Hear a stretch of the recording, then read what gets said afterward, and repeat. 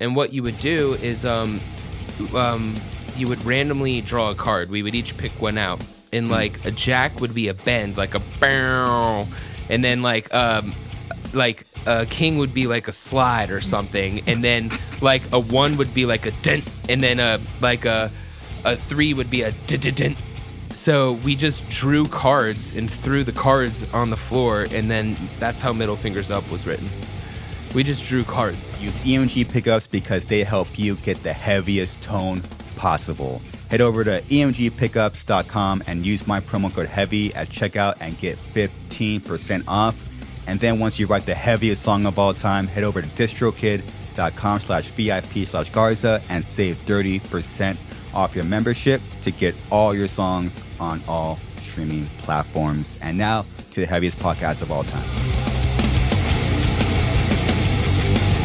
Well, thank you for the White Claws. Appreciate it. Yeah, no problem. And also, this is, hey, Fronz, this is to you and your band Attila, and congratulations for 10 years. Thank you so much. About That Life. Cheers. Thank you. You guys come a long way, man. Like when that record came out, like, I remember, like, it was a combination of, like, people that loved it, obviously loved it, but then you have, like, the opposite reaction, too. Yeah. You know? Yeah. Oh, yeah, a lot of opposite. I would say it was more the opposite. When the album came out, it was the most hated album of all time, according to, like, 15, 20 different major rock news outlets. And that was my first time experiencing, like, mass hate. So it was kind of a learning experience because I was like, damn, like, I really like what I made, but the whole world says this is the worst album in all of humanity. And then it was funny because all the negative press turned into positive press because 3 months later it became like the biggest album ever. Mm-hmm. And everyone was stoked to see it. And Kevin Lyman was begging us to headline Warped Tour and just all this shit. It was like, okay, so I guess all the hate turned into something good. Yeah. And it did. At that point, did you have thick skin yet? I would say yes, I did, because I've been like famous since I was like 16 from being on MTV Made, so I've been used to people just like digging into me. I had thick skin, but in the musical sense, I'd never had that much like flack musically in my life. Yeah. But I did have thick skin, and I was like, also, I was young. I was like 23, so I was at the age where it's like it doesn't matter what anyone says. It's just like, fuck you, eat shit. You could tell me anything. Fuck you. I'm going to double down and go crazy. You got to double down. Yeah. I think people deep down on a primal level, they like when you double down on shit. Yeah, they do. Know? They don't fucking want you to just bitch out, dude. If you bitch out and back down, then it's like, okay, you just admitted that you suck. Mm-hmm. It's true. You double down, it's like, damn, all right, we got to fight this guy now. You know what? I didn't even think when you were on MTV Made, you were younger. You were still in high school. And I didn't even think about I was 16. Like how you handled that. So that was wild. I mean, just being famous as a 16-year-old is just a wild thing to happen. So, you know, obviously people would say things or whatever, and being on the show itself, like I was like a chubby metal kid that got made into a model, so they kind of tore into me on that. I always tell people what you don't know, but before you go on reality TV, they make you do like a really comprehensive like psychiatric test to make sure that you're not going to kill yourself, because they're going to like drill into you and like try to, you know, get under your skin. So you have to pass like a really crazy psychiatric test before you're even allowed to go on a reality TV show. How old are you again? 16. You went through that when you were 16? Yeah. I wouldn't be able to handle that. I would have crumbled that, and there I am. You were a little chubby kid. Oh yeah, I was a chubby kid. Look at me. Oh my goodness, dude.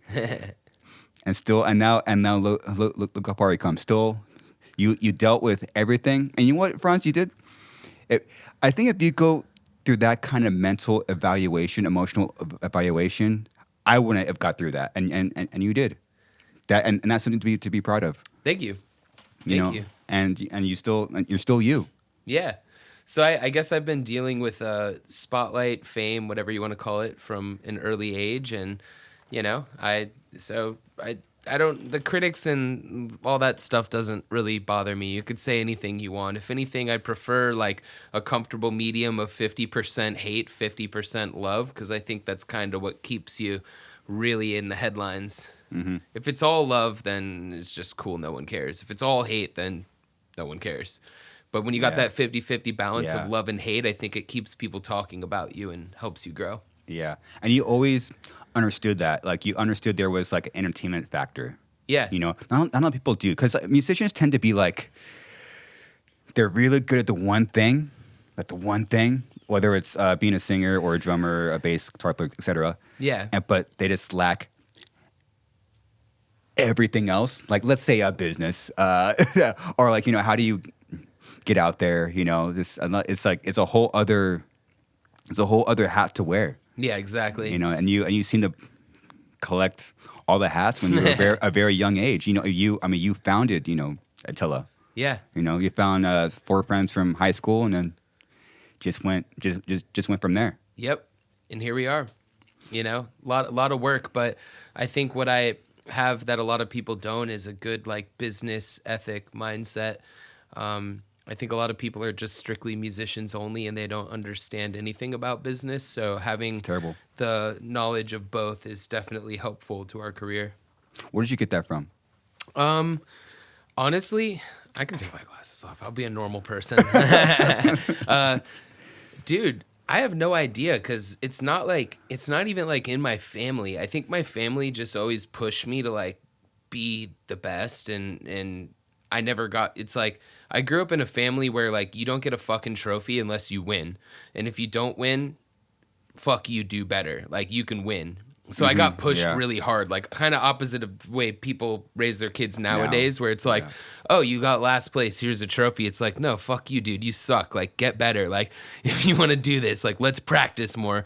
But ever since a young age, I just have always been an entrepreneur. I started selling golf balls when I was 7 years old. No. Yeah, so my dad worked at a grocery store. Sick. My grandpa worked at a golfing range. So my grandpa would bring a giant trash bag of golf balls. We got some Santa Ana murders going on out here. Someone's getting robbed outside. It's fine. All right, that's awesome. So my grandpa would bring over like a giant trash bag of golf balls, and my dad would bring from the grocery store empty egg cartons, and I would sort them based on what brand they were, the quality of the golf ball, everything. And I lived in like a poor middle neighborhood, but next to me was a rich neighborhood. So I would drag my wagon at 7 years old to the rich neighborhood, and I would look in the garages to see which garages had golf bags, and I would just hustle golf balls. And I had like a subscription service at age 7 where I would hand deliver golf balls to you once a month. So I was just like making money and hustling since I was 7, and it progressed into so many different things. Do you think you got that from your parents? Because if you have parents that really push you in the what's the word, like the positive way, but don't baby you, like there's like this weird like. My parents definitely helped me in the fact that they like didn't baby me, but they're not entrepreneurs, you know. They're regular. So I don't know. I don't have like an entrepreneur in my family except me. It's just happened. I just had the drive to do it. Just happened. And you literally applied that into your everything teens, I do in life. Everything. So this started when you were a child. Literally a child. And then after that, I started a lawn care business where my strategy was I would go to all the houses that had like really overgrown lawns. I would put my mower in the front yard, turn everything on, and then knock on the door, and they'd be like, what the hell? And then they'd see me like as like that's probably when I was like 9. They'd see like a 9-year-old kid in their front yard with the lawnmower already turned on. And I would just be like, hey, I'm here to mow your lawn, and it's $20, and my lawnmower's already on. And then like 9 times out of 10, they would just grab a 20 and hand it to me. Dang, and dude, so I was sick. just a hustler, you know what I mean? Like, sick. It's smart when you already have it on. It's kind of like, hey, I mean, I turn it on, so it's like, can you just? I gotta give me do it. $20? Also, you know your lawn sucks because you haven't mowed it in like 2 months. So just give me fucking $20, dude. It worked every time. Do you think people can still approach the door-to-door thing now? I think people could still do stuff like that. I just think that people are just stupidly fucking lazy now. Like, I don't think people are lazy. I think the younger generation just wants to like look at TikToks all day. Like, why would you go hustle and make money when you could just, look at TikTok? I didn't have anything like that. Like, I might have had like a PS1, like, I don't know, like something shitty to do, but like, I already was bored of video games. I wanted to make money. Yeah. Get shit done. It's funny because most singers are really into video games for some reason, and you weren't. No, you're right. And you weren't.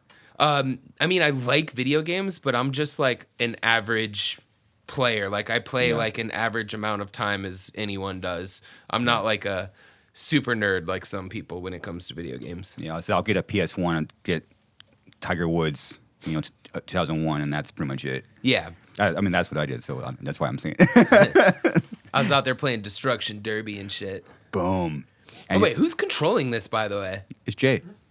Oh, behind there? Yeah. So everything that's talked about, you're just pulling up shit? Boom. Oh, that's so cool. Fuck yeah. Constantly. I like this. This is cool. I've never done this before. What I'm year? a virgin. It did come out in year 2000. About a good... And they put Tiger Woods on every golf game for PlayStation. Oh, yeah, you had to. It was sick, dude. Tiger Woods is the GOAT, man. He was. So naturally, you're just not lazy. A lot of people are, dude.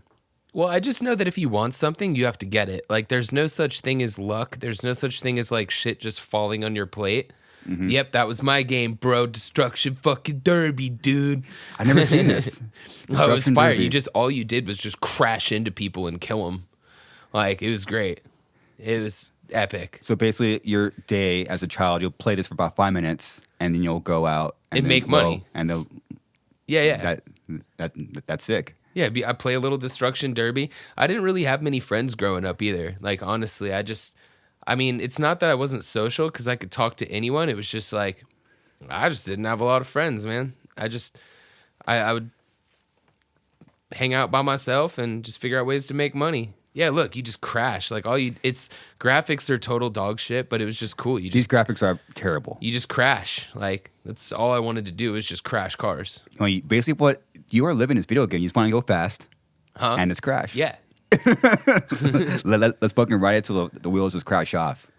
Yeah, you'd be in a big circle just smashing each other up. Oh, God. Oh, this is bringing me back. So you didn't have... So you're hustling lawns. You didn't have, like your one or two good best friends on, like, the same block you hung out with, like, anything like that? I had, like, one or two. Yeah. That was it. That was it? Yeah. Just one or two. But what was it, like, consistent or? I would say it was consistent, but there was like 1 year. Actually, only a few people know this. This is pretty sad, but there's probably like 1 or 2 years of my life where I didn't have a single friend at all, like zero. But it was cool because what I did during that time period is I kind of just put my head in books and I just read a lot. I got I leveled up. I was like, I don't have any friends because something happened where I only had like one friend and then me and that one friend had a falling out. And keep in mind, this is like probably like middle school days. Like, we're talking like 7, 8, 9 years old. It's probably around there. But I had a full year where I didn't have one single friend, like not one. But I just put my head in books and listened to music and just got smart and figured shit out. So you were 7, 8, 9, you said? Yeah, sometime around that period, like probably. I had a full year where I didn't have a single friend, like not one. Like nobody. That is sad. Yeah, I mean, I don't mean to be depressing because the thing is, I wasn't sad about it. I was just like, I'm kind of like a nerd. I was just like, cool, I'm just going to read books all year. I just leveled up. You were reading books before you were 10. Yeah. Dude, that is extremely advanced. Because I came from like a nerdy family, I guess, on my dad's side at least. Like, they would just only buy me books for Christmas. Like, the other side of the family might give me video games. This side just will give me a book. So I'm like, gotta read this shit. What'd you read? Harry Potter. Harry Potter. That was the first book I ever read. I was like too young to read it, but I just figured it out and fell in love. And then obviously there's fucking like 10 of them. Yeah, there's like a series, right? I'm not familiar with the Harry Potter. So I had like the whole fucking thing. There's so many. So, and they're giant. Some of them are a little thin. Some of them are a little thick. So like I could I mean, I could read for years. So did you own that? Yeah, I owned the whole set. So that year I didn't have friends, I probably read through all of that quite a few times. And, I'm just getting my vocabulary up, just getting my smarts up, man.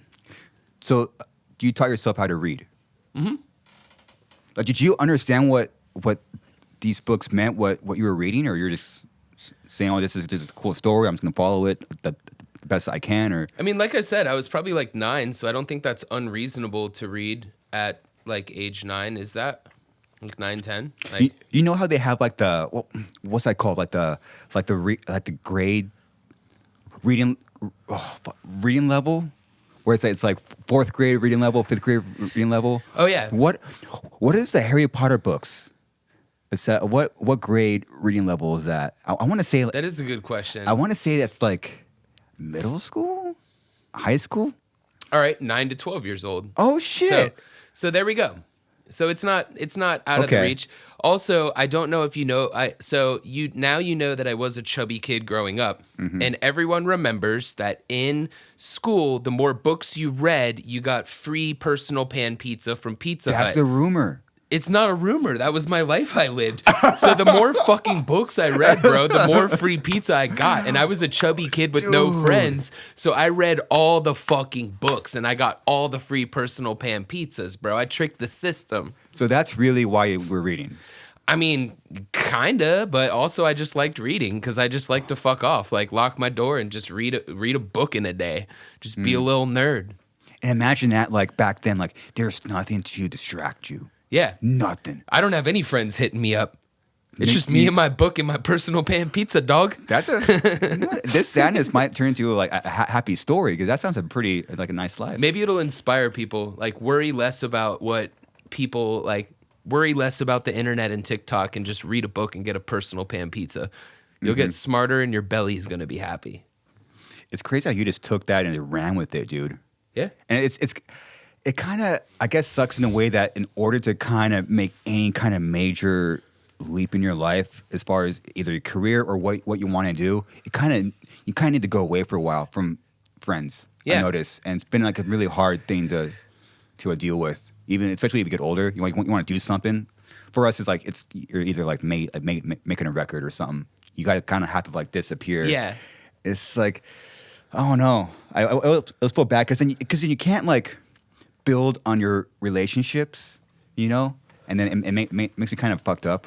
Yeah, Of course. It's like you'll forget birthdays, and then you feel bad that they might feel bad that like you forgot about them. It's like this weird thing when you have your mind set on something, that's fucking it. And if you don't have if you're not married or kids, like nothing else really matters. It's like a weird thing.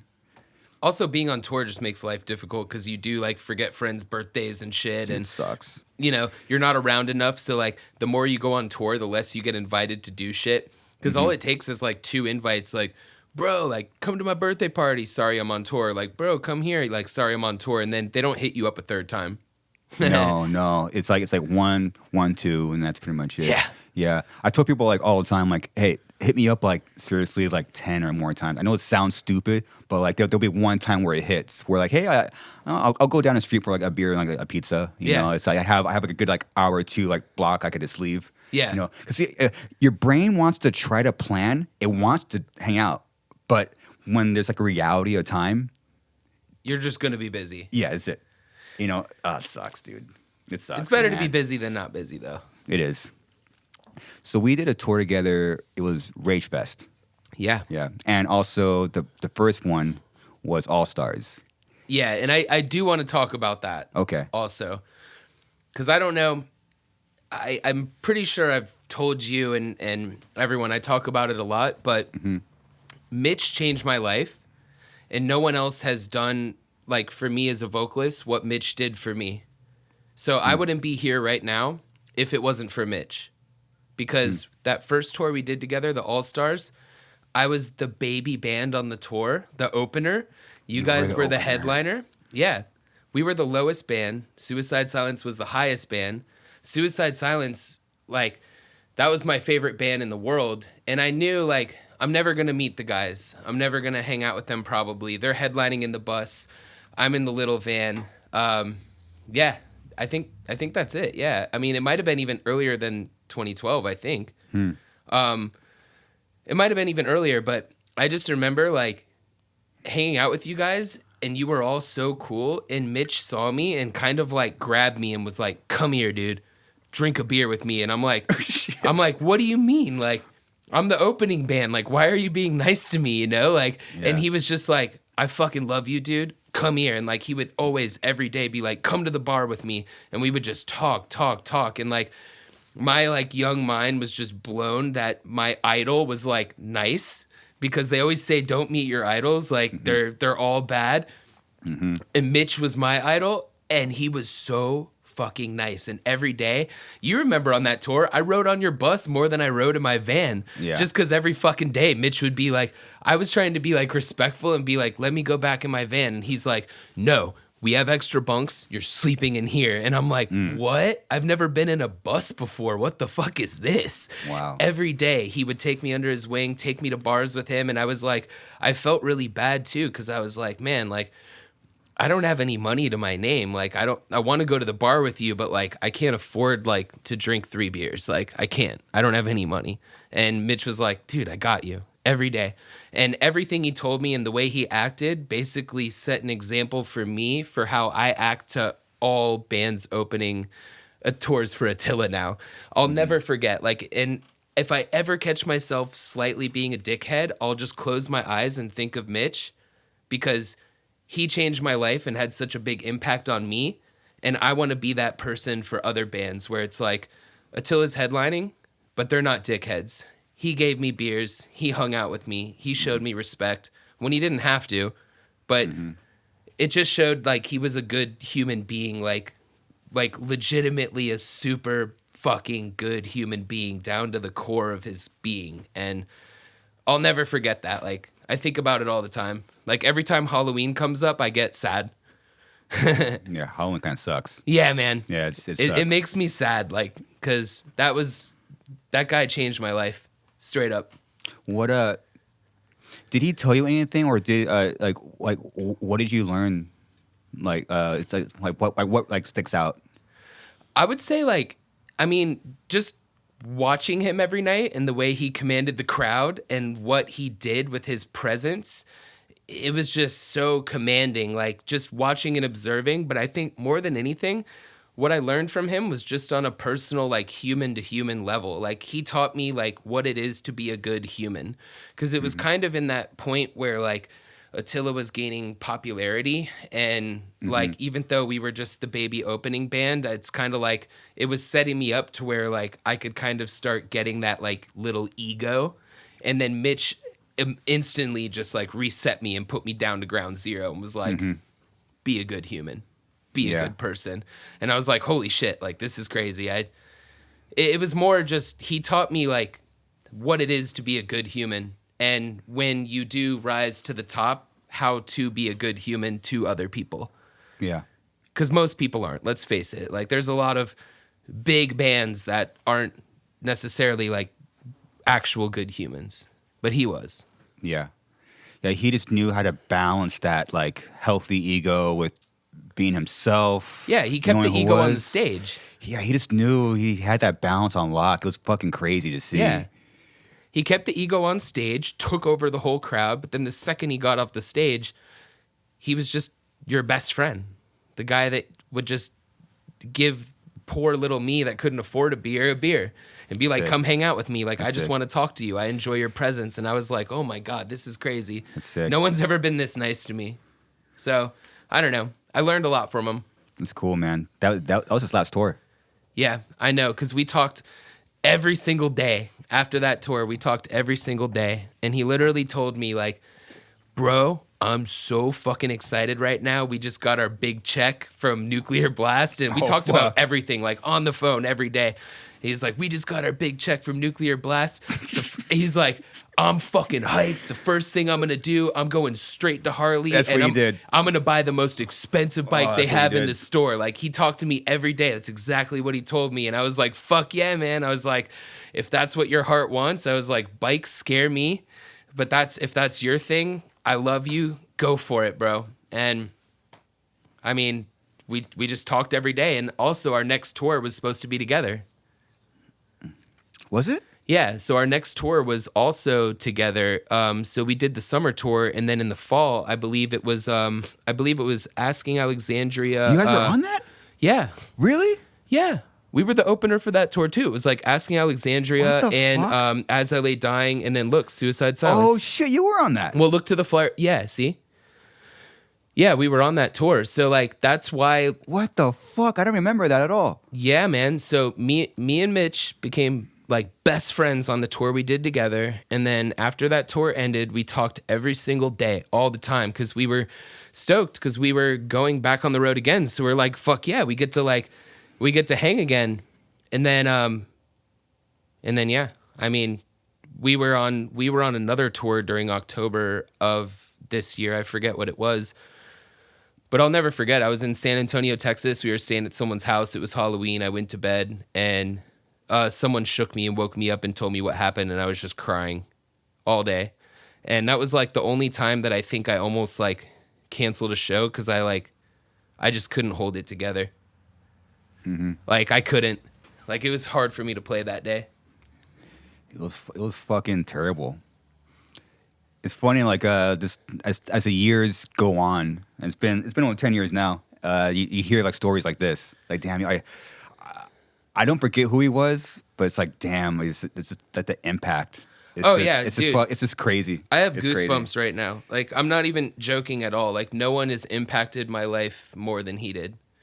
And it's like we didn't get to hang out that much, but the time we did have together, he fucking just completely changed the way I think about everything.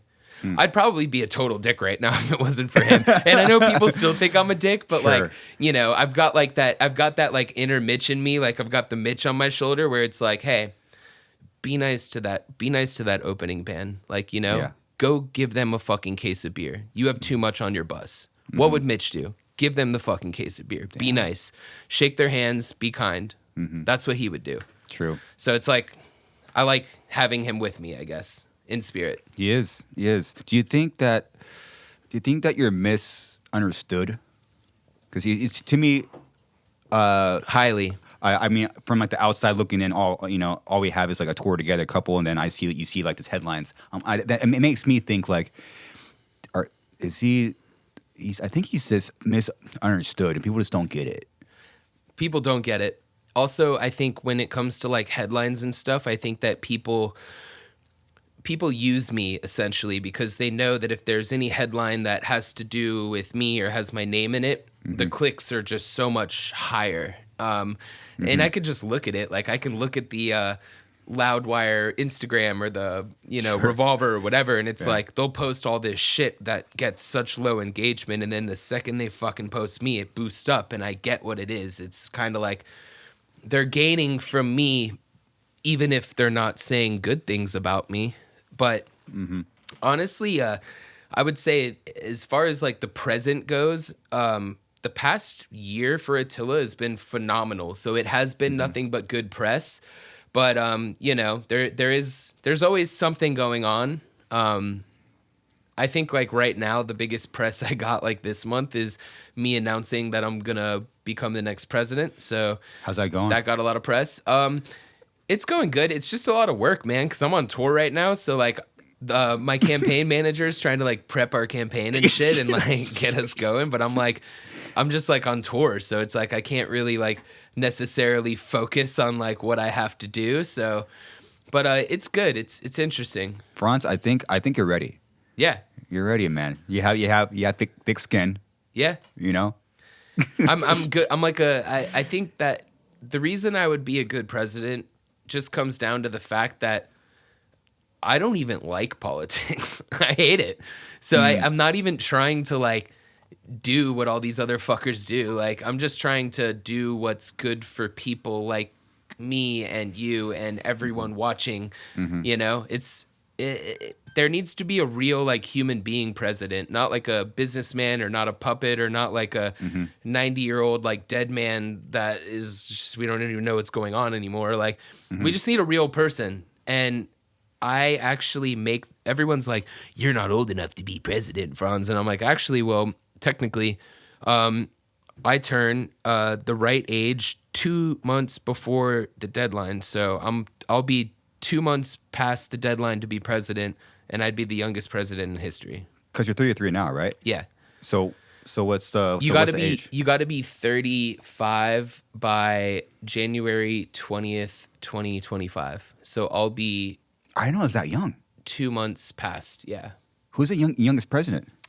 Not 35, but I would be Okay, type in youngest president in, in the world. That wouldn't work. U.S. Yeah, Theodore Roosevelt, 42. And then even John F. Kennedy was a young one, but he was 43. So 42, 43. Yeah. Wow. I would be 35 and 2 months old. So I'd be the youngest president ever.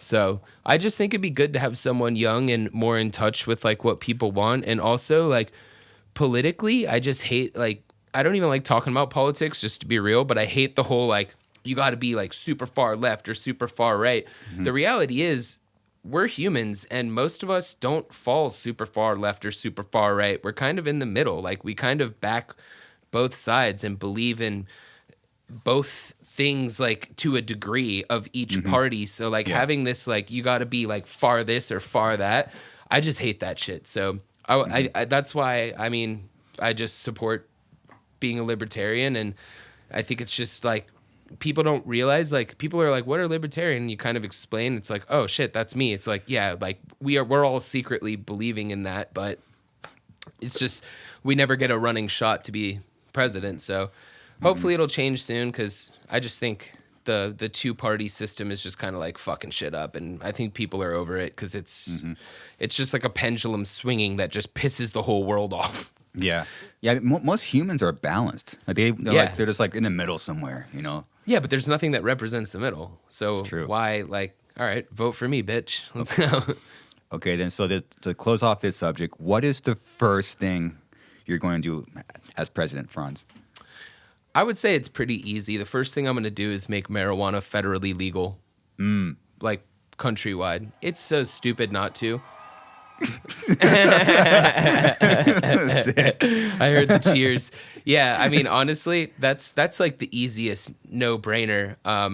Just make marijuana federally legal, and also just be fair and release people that have been in prison 10 years or 15 years because they had a fucking joint or like a small bag of weed. Like, shut up. Like, release these people. Like, yeah, you know, there's a lot of just unfairness, but yeah, there is. I mean, I'm not calling myself like a good person by any means, but you know, I have like I have mushrooms in my bunk currently. Uh-oh. I'm not like a. You're going to jail, dude. I know, but it's just like such a. It's weird because like I'm not like it's like my guys. I don't do mushrooms. This is my first time. I'm 37. Oh, you've never done mushrooms? No. Oh, dude. Okay. So, but it's such a fucked up thought. Like, I'm just trying to do this to be like, okay, let's get some insight, try to be the better person. But it pisses me off. I'm like, wait, if I get caught with this, it'll be so silly. Like, if anything would happen to me, Garza caught with mushrooms? What the fuck? And why? I just want to try to trying to be like a better person. I don't know. So I'm not a psychedelic person by any means. I've tripped on mushrooms once, like a full-blown trip, and I got really scared and then really happy, but I absolutely love microdosing mushrooms. That's where you take like less than half a gram. Yeah. Because a full dose is going to be like 3.5, like an eighth. Ooh, don't do it. I mean, you could do it if you want. If you want to have like if you're in like the woods or somewhere cool around your friends, sure, go on an enlightenment trip, but dude, microdosing mushrooms is probably the best thing you could do. Because if you take less than half a gram, what I do is at home, I've got mushroom chocolates that are divided like a Hershey bar. Sick. And if you just take one little square off that chocolate, that's a microdose. Literally, a microdose of shrooms, you won't trip at all. You'll barely feel anything. The only thing that'll happen is you're just going to smile more all day for no fucking reason. That's it. Yeah. You won't trip. You're just going to smile more and laugh more. And you just won't even know why. And you won't feel like you're tripping, but it just makes you enjoy life better in the moment and smile more and laugh more. That's it. Nice. Microdose. Do it. My microdose is sick. I don't count that as the trip, but I have done that a couple of times. And someone put on Daddy from Korn, and it's the sickest thing ever. It was like, damn, if you hear new metal when you're tripping, or a little bit of something, it's pretty sick. It's pretty fucking sick, man. All right. Here we go. TNT. This is the other good flavor out of pack, too. So, just to make it people aware, so About That Life, that's your 5th record? Or 4th? Fuck. I forgot. Google it. It's 5th. Okay, so no, it's either 4th or 5th because we kind of don't count. You don't count the first one. We kind of don't count Fallacy, but that should count. So I mean, I count it personally. So 1, 2, 3, 4. Oh wait, it was pulled up. 1, 2, 3, 4. So this is how I there it is. count it. 1, 2, 3, 4, 5. Yeah. So I say 5th, but I think it's just like I'm the only person that did Fallacy. Mm-hmm. I think it counts. Yeah, same. So, yeah, no, 5th. About That Life's our 5th album. Came out in 2013, and now we are celebrating 10 years of About That Life. The tour is almost done. I think we've got like 2 weeks left. 2 weeks left, maybe a little less, but the tour has been incredible. Probably one of our best tours in the past like 5-6 years, easily, hands down. Great lineup, great people on the tour, but overall it's just a lot of people that are stoked about an album that changed their life 10 years ago, for better or the worse. Mostly for the better. Yeah. Yeah, if people don't like your band, who cares? Oh, I don't care at all. It's Good. like, it just, if you don't like my band, just talk about us. And that's what people do. They don't realize, like, if you, I almost missed that mic flip. Sick. I almost fucked that shit up. People don't realize, like, if you don't like someone and you want them to go away, just shut up. Don't talk about them. But the second you start talking about them more, even if it's in a hateful way, you're just reminding everyone about us. And a lot of the people that are reading your shit you don't realize that they actually do fuck with us and like us. So you're helping us. Yeah. It's kind of like reminds me, okay, here we go. Here's going to be the news headline because Buddy Nielsen just did his thing. Here's something that Buddy Nielsen doesn't know. When we played Warped Tour together and he dedicated his set to talking shit about Attila, they would have like 25 minutes and like 15 of it was just talking shit about me. What he doesn't know, I made so much money on that tour from him because people would come to my tent and say, I never heard of your band until Buddy Nielsen from Senses Failed did a speech talking shit about you.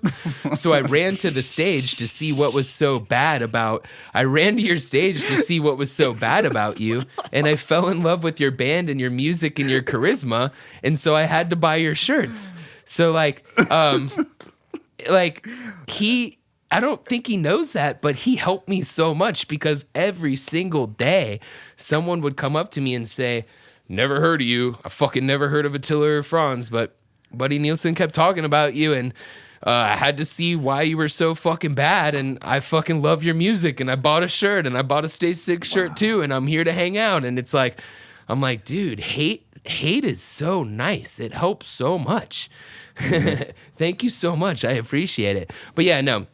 I haven't talked to Buddy in years, and apparently, according to the podcast he just did, we squashed the beef. So I'm cool with that. I don't care at all. I love everyone, and I told Buddy to his face when I first met him that I love Senses Fail and grew up listening to his music and appreciate what he does. And I mean, I don't care. I also don't hold grudges, and I'm not a negative person, so I don't even have any negative bones in my body. I'm just happy to be here. Yeah, you can't have grudges, man. No, not at all. Let them like do their thing for 5 years, and then it's time to drop it. I think after 5 years, you're good, right? Yeah, it's good. Like So you have time to feel the beef, and then once it passes, you're just fucking what? But what started it though?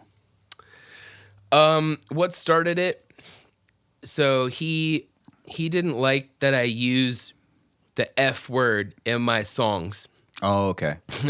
And I explained to him, well, I was like, I don't use it in a derogatory way. I use it in an empowering way because growing up with the fucking voice I have, I was called the F word all the time.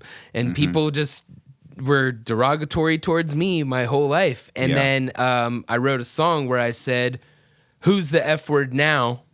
And that's, I guess, what blew up his temper. But I explained to him in person that it was me. It was like a term of empowerment, saying like, all these people called me that, but what are you doing in your life now? Because you're working at the middle of the mall and I'm touring the world with my friends. It was nothing to do with sexuality. And it never was. It's just something that got misconstrued, because I think it's easy to kind of just poke at us and kind of pick out what you would like to pick out and hate us for whatever. But when you know the true context of it, it's kind of like, yeah, this was never said in an offensive way. But long story short, I thought him and I squashed the beef day one of Warped Tour, because we met up, we hugged. I thought that was it. And then he talked about me on stage every day for 45 days. What the fuck? Yeah. Sick.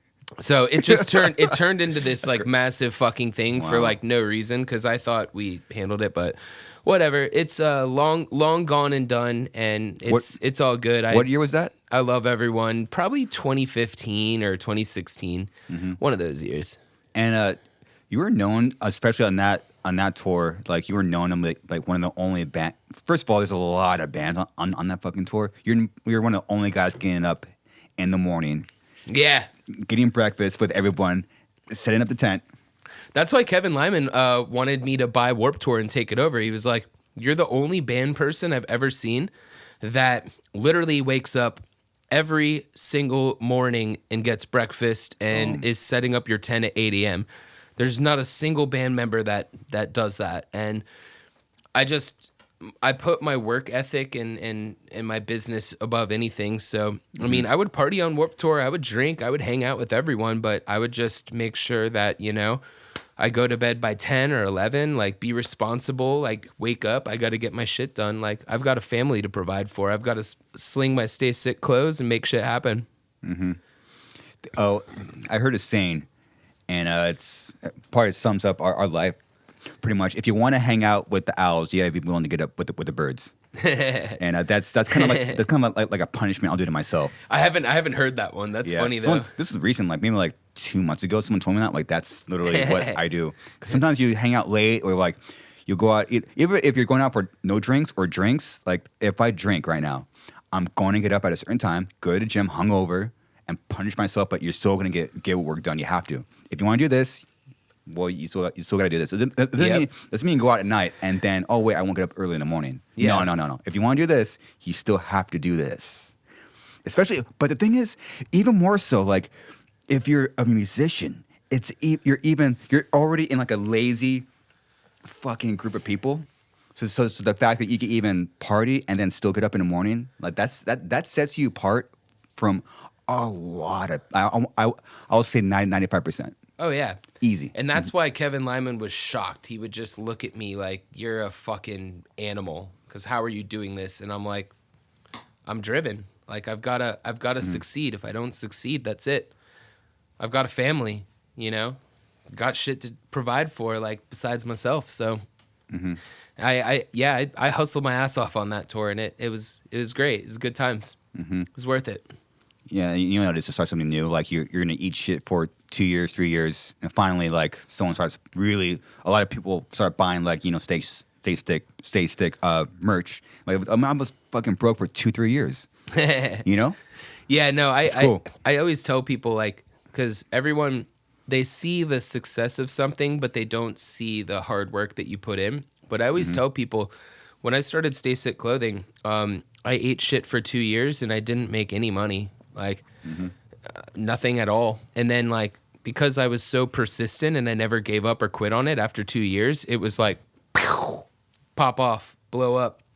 So shit got big, and, then it was just like, cool. It's because I stayed consistent, and that's the biggest thing I tell people when you're starting a business or a band or whatever, because a lot of people are like, why is my band not blowing up? And I'm like, all right, how long have you been a band? 1 year. I'm like, you know that Attila didn't make a single penny for like 7 years. Like, we started when I was 14, and I think I got the first penny when I was like 20 or 21.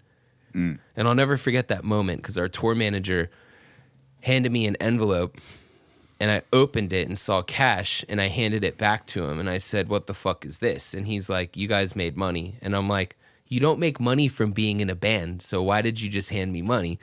And he was like, "Yeah, you guys made money on this tour. Like, everything's paid. Here you go." And I was like, "What the fuck? I got to get a bank account now? Like, what is this?" Like, I was just playing music because I loved it. Yeah. I didn't know you made money, but people just have that reverse mentality where they're so heavily focused on money and success that they forget that it's all stemmed from passion. So if you don't have passion, persistence, perseverance, you're never going to get the money and the success. Yes. So you got to reverse your mindset and kind of go backwards with it. It is a backwards way of thinking. It is. Like, it's like what gets you like the success or money. It's like a backwards way. Don't focus on it for a while and make sure your passion is fucking Focus unlocked. on your passion and everything else will follow. If you're good at what you do and you're genuine and you're not lying or faking, you're going to succeed. It'll happen. Agreed. What happened to the Big Six? So the Big Six essentially just, it was turning, like, I thought it was just going to be like this like fun like small studio project, and it was turning into something that was so like so many plans and so time consuming. And I just got way too caught up with a lot of things going on in my life, specifically Attila. I had a new baby. I started 4 LLCs this year. Like, I'm so busy with everything I'm doing. I don't have time to like full-time commit. It's like having another girlfriend when you're already like, you're just already overwhelmed. Like, so yeah, me and Joe dropped out and they became something else. That's it, huh? It's busy as fuck. Yeah. It's good. Yes, it seemed like a cool idea. Can I be honest with you? Okay, so Yeah. when I saw the Big Six, I'm like, you're not going to include your boys over here? you're not going to include Eddie, or come on. Yeah, come on, man. Where's Eddie, man? Come on. Put him in there. I mean, it all just started because, like, it was like half of the people in that photo. It was like half of us, like, in a room. They came to our Salt Lake City show, and I was like, kind of just like talking about shit and being like, yeah, man, like I've always wanted to have like a boy band, but like instead of like in sync, it's just all like deathcore screamers. And I was like, that'd be sick. And then Tyler was like, actually, like, I'm already like planning something like that. You want to be in it? And I'm like, yeah, duh. Because like I already like have this same vision, so let's fucking run it. So yeah, that's it. Isn't NSYNC back? They are. That's heavy, dude. Yeah. That's heavy as fuck. Yeah, they're back, and Joey Fatone's my next door neighbor. No. Yeah. Yeah, he's my next door neighbor. So when I go on my bike ride every day, I ride my bike by his house.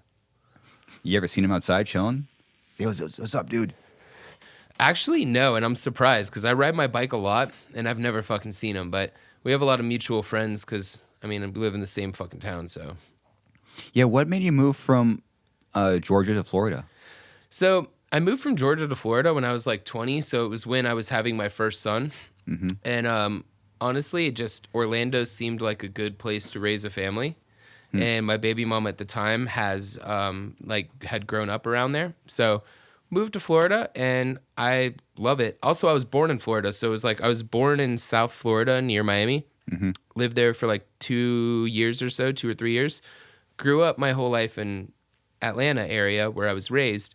And then I kind of went back, and it just felt natural. I love Florida. Florida's my favorite state in the country, and I feel very at home there. Yeah, I didn't know you were born there in Florida. Yeah. Shit. It's Wikipedia wrong again. God, well, so being born in Florida is super rare, by the way. Like, is it really? Yeah, because like, I mean, so let me just give you a statistic. When the pandemic started, I mean, we're in California right now. This was the most strict state during the pandemic, right? Yeah. Florida. It sucked. We had our shutdown, and everyone abided and this and that. But then after our shutdown, every single business opened, and everyone could do whatever the fuck they wanted during the whole pandemic. You guys were locked down in California for like years, it felt like. Yeah. But for us, it was like, it sucked. Every business was open. You could do anything you want. like I went to Daytona once and there was people just, no one wore masks ever. Like no one in Florida was wearing masks. People were smoking cigs indoors. But the most fucked up thing is that this is where it's fucked. We had the least amount of COVID cases out of any state in the US. Like there was barely any COVID in Florida and we were the least restricted. Mm-hmm. But yeah, no, shit was wild. Fuck. I'm trying to remember what I was just gonna say. No, I just this is a statistic. So since the pandemic happened, Florida is actually the most immigrated to state in all of the U.S. So there's really, yeah. So just like immigrated, meaning not like international, but just within United States of America, Florida is the most immigrated state. Like everyone immigrates to Florida, and our shit is blowing up. So like, it's cool if you own a home already.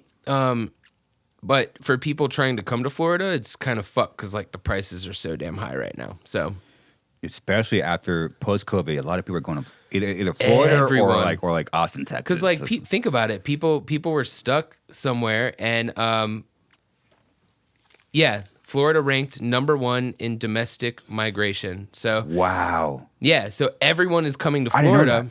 Yeah, dude. So Florida's blowing the fuck up because everyone's like, damn, like my state's strict. Like I want to live my life. Like I want to do shit. I want to go have fun and run my business. And so everyone's just coming to Florida. Number 2 in international. Wild. Yeah. That is really wild. Thank goodness I got my home in 2015. If not, there's no fucking way I'd be able to afford that shit. Yeah, well, everything's blowing up. Well, Fronz, you're always a forward thinker. You know, and people don't know about your band is you guys kind of blew up on your 5th record, which is odd. Yeah. It's very odd. Very odd. Obviously, when we were hanging out, that was like you're kind of at the last of your 4th record. Yep. I want to say, and I'm gonna be honest. So, I love you. I love Spencer from Iceland Kills. I watch Iceland Kills. This band fucking sucks. And you guys, I'm like, what the fuck is going on? And to see your 2 bands just grow into what you guys work hard for, it is unreal. Yeah. It is unreal, dude. To see like this, I saw it for a month. I'm like, this is kind of not the sickest. But Mitch saw something in you and Spencer as well. I'm like, but you guys became your bands. Yeah. How was like, because Chris joins in 2008, and it seems there's a shift there. What was like, was there a switch? Because obviously that tour was in 2012, and then About That Life drops 2013 early. Yeah, I would say like honestly, what just happened was we were recording with Joey Sturgis when Joey Sturgis was like, you know, like the guy you had to go to. Yeah.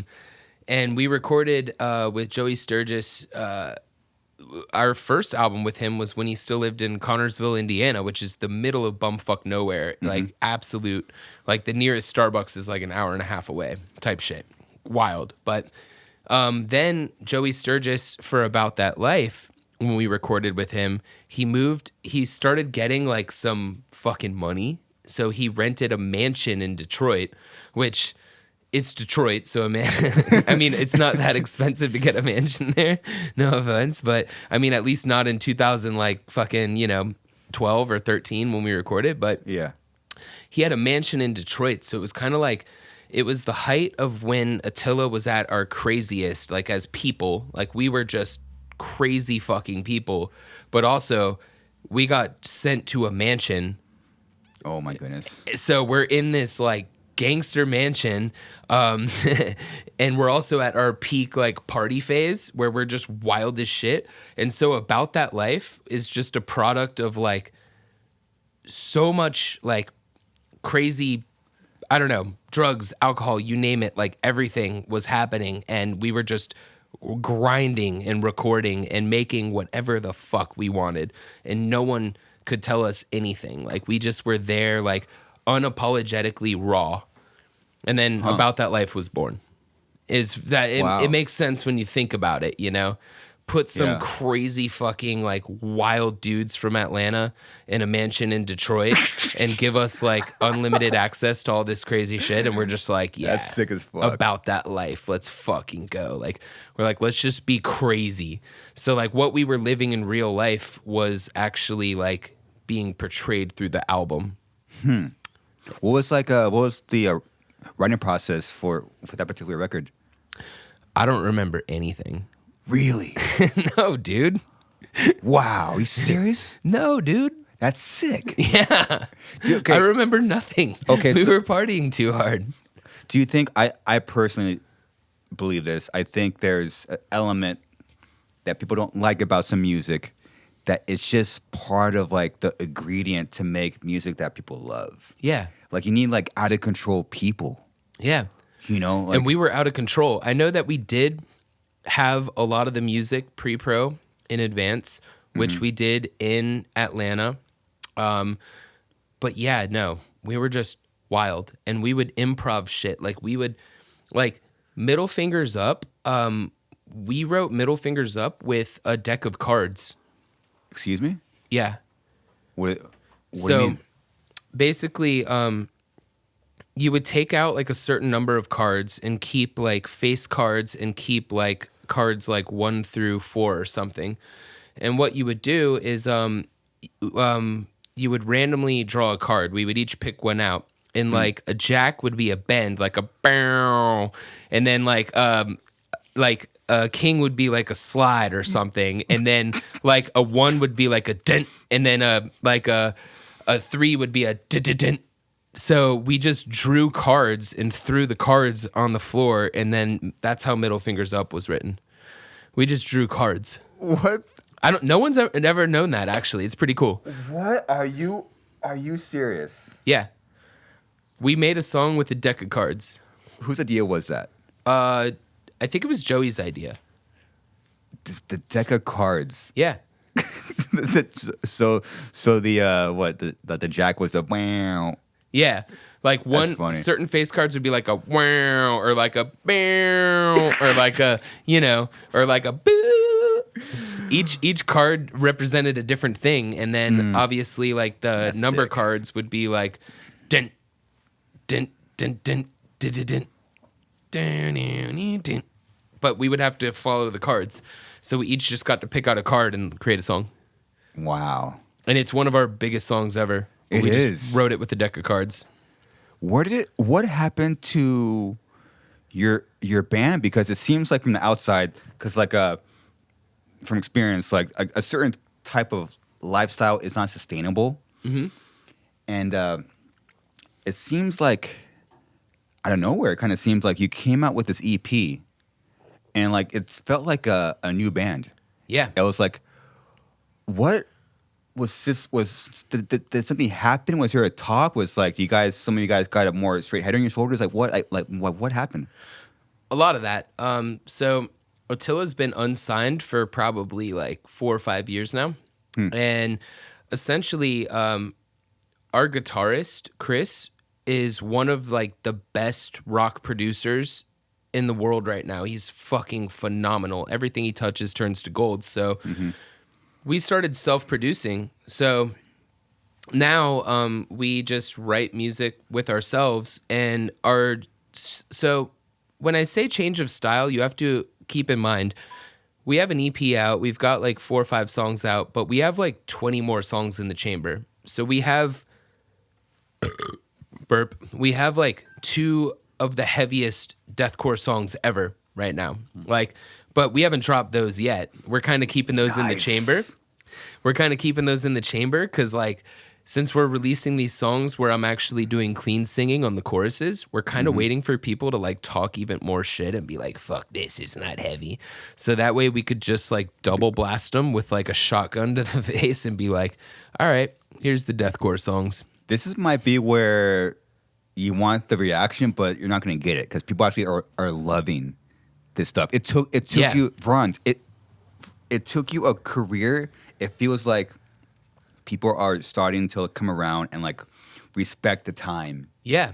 And like this came out and it's like people are talking about you like a other band. It's crazy. Oh yeah, it's like we're It's a weird. different band with the same name, But yeah, like it comes down to just us maturing. We're all older now. Like I said about that life, we were crazy, like doing drugs, wild shit, whatever, blah blah blah. That was very real to what we were doing. Now we're mature. Like we're all in our 30s. Like we've got kids and shit. Like I'm not gonna sing about like fucking orgies and drugs because I'm not doing any of that shit anymore. You know what I mean? It's not authentic. So everything I'm singing about now is authentic, but also we're self-producing. We have no one telling us what to do or trying to force us to be a certain way. So we're doing music that to us is 100% authentic. And for the first time in our career, we're getting a lot of recognition from people we didn't think we would. Like Interesting. XM Octane Radio. We're played like 5-6 times a day on Octane Radio. It's fucking nuts. Like That's Jose nuts, dude. Mangan loves us, and it's like we've been a It's band weird. forever, but now we're finally catching people's attention in a different way. And That's what's up, we're getting Fronz. all the Danny Wimmer festivals, like which we've gotten a couple in the past, but now we're getting all of them, which is something I'm super thankful for. Because when it comes down to it, I would say no one's ever believed in Attila except for Attila. us. Yeah. But now like Danny Wimmer, Jose Mangan, the whole team at Octane, like they believe in us, and it's cool to finally have someone that believes in us. So is this Chris producing, maybe put in more time, maybe it's more focus? Like what? Like, Yeah, I mean, Chris is a full-time producer. That's his full-time gig now. Like when he's not when he's not on tour with us, like right now, he's producing full-time. The second he lands in Atlanta, he's getting right back on a plane. Or sorry, the tour ends in Atlanta, but the second the tour's over, he's going on a plane and coming right back to LA to the studio in LA that him and Tyler Carter are starting. That's And great. he's just going to be recording nonstop. Like that's all he does is record and produce. That's sick. Well, Fronz, unfortunately, I have limited time, so I got to ask you what are some regrets in your career? Ooh. Damn, that's a deep one. No one's ever asked me what my regrets are.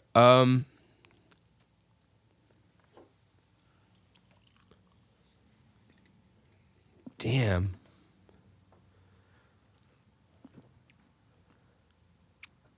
I feel like my answers might offend people. Well, you're at the one place where you probably say that. I really like our album Chaos, but I think it came out at the wrong time. I think that should have been later down the road. So it's not like I regret that. I think it's a phenomenal album. I think it was just wrong place, wrong time. That happens, dude. Sucks. You know, I mean, does you happen. like not to call you out, but you've had a Suicide Silence album where you probably felt that way. Of course, yeah. Wrong place, wrong time. Wrong you know, place, wrong time, wrong mindset. like Yeah. I love this album, and I think it's cool, but wrong place, wrong time. You know, I mean that's what it comes down to. But other than that, I would say I don't really have any regrets at all in Attila's career because it's. You know, life is waves. Like, there's no such thing as just this. You're not going to just fucking go up forever. Life is waves. You're going to go like this, like this. It is. It's just, are you strong enough to withstand the waves and keep fucking rocking? And we are. 100%. So here we are. Some ways are sometimes you get fucking battered by a crazy wave. You're like, fuck, how am I gonna get out of this one? Yeah. And then you do. It's weird. Yeah. And you got to respect people that have gone through the wave, dude. Yeah. You know, because so many times you just want to quit. So That's the thing. Most people do quit. They get beaten down by a wave and they're going down and they're just like, fuck it, done. But you can't quit. If you don't fucking quit, you'll never lose. Got to keep going forever. damn, that is true. Cheers. Cheers, man. Well, Fronz, it was great to. I wish I had more time, but when's your set time? I play at 9:40. What time is it? It's 8:33. That's sick as fuck. make it in time. Yeah, no, I'll make it in time. Yeah, no, I could just like talk forever. I'm just, I'm that dude. Yeah. Well, Fronz, any I never asked this before. Any closing thoughts? Any closing thoughts? I would just say, love you in Suicide Silence. Hopefully we can tour together again soon. Let's do it. That'd be great. Closing thoughts, I would say just be on the lookout for new Attila music because we have so much new material, and a lot of it is super heavy. It's all over the place. It's really just a big mix of music, but be on the lookout for new Attila music. And it looks like next year in 2024, we're going to do a co-headliner with Born of Osiris in the US. So, and probably also in Europe. So be on the lookout and come see us because we're always on tour. We play every city in the world. Oh yeah, there's our Instagram. Give us a follow. We're friendly people. Come say hi. And yeah, that's probably about it. The misunderstood Fronz. The misunderstood Fronz. Well, have a safe rest of the tour, and it's good. It's good to see you, man. Yeah. All right, good man. to see you, man. All right. Thank you. All right, everyone. That's it. Later.